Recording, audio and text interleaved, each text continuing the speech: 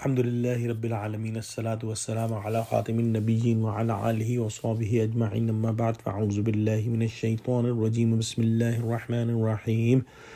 Qala Allahu ta'ala fi Surah Al-Maeda.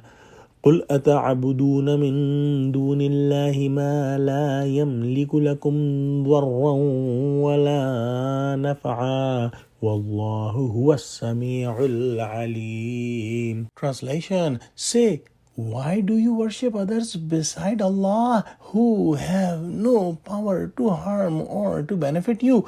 And Allah is all hearing and all knowing. In the previous ayah, we studied about the belief of Trinity that Christians have invented, and they put in this Trinity concept Allah subhanahu wa ta'ala and Jesus alayhi salam and Maryam alayhi salam, and they said that all these three are gods.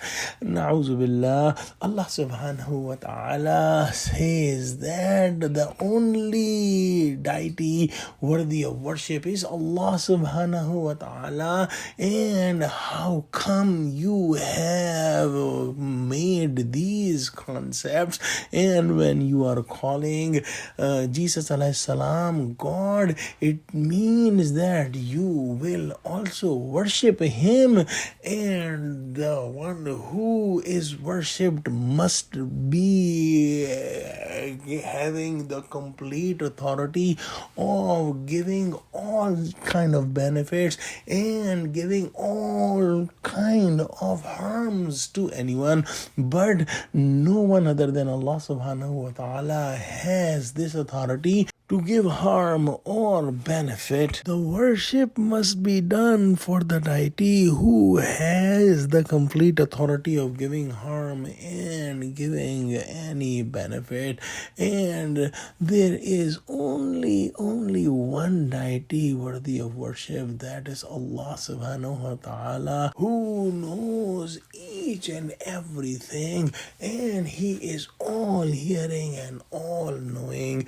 This ayah is about the Christians, but the wordings are common for any polytheist, or any kind of shirk is included in this ayah, whether it is Isa alayhi salam or his mother Maryam alayhi salam, or any other creation of Allah subhanahu wa ta'ala, any other prophet, any other wali of Allah subhanahu wa ta'ala, any angel or any jinn or anyone.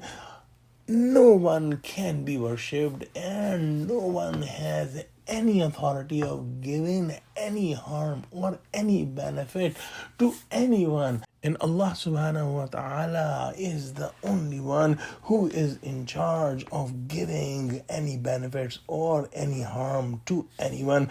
So when these prophets or angels or jinn or these creations cannot give any benefit or any harm, how come the idols made of stones can give any harm or any benefit? So this ayah is inclusive of all kind of shirks and all kind of polytheism. And in the end of the ayah, Allah subhanahu wa ta'ala says that Allah subhanahu wa ta'ala is all hearing and all knowing, meaning he knows exactly what the people say and what the people do. So one must keep himself or herself away as far as possible for any hint of shirk or polytheism.